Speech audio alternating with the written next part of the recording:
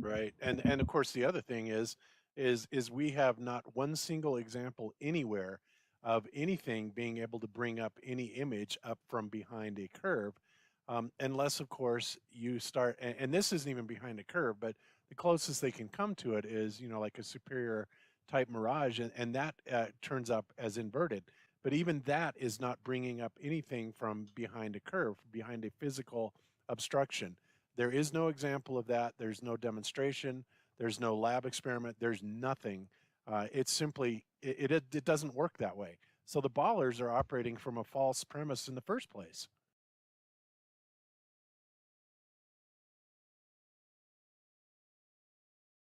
Okay, it says here, most people don't understand how the mirroring slash mirage works and how it pulls objects down into its own reflection and hides it.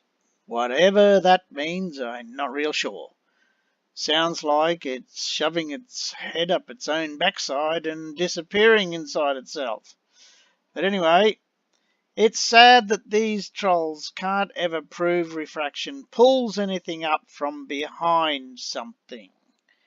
Right, and well, we won't worry about the rest of that.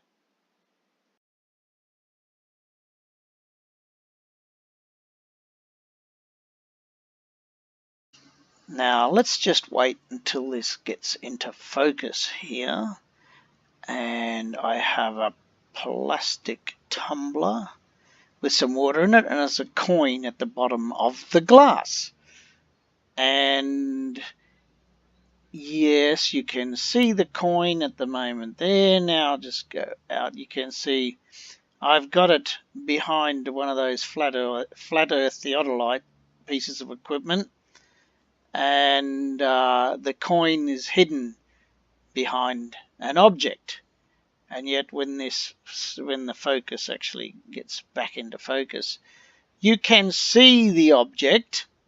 It's refracted upwards, and there it is there, and you can see it, even though its true position is down below the obstruction.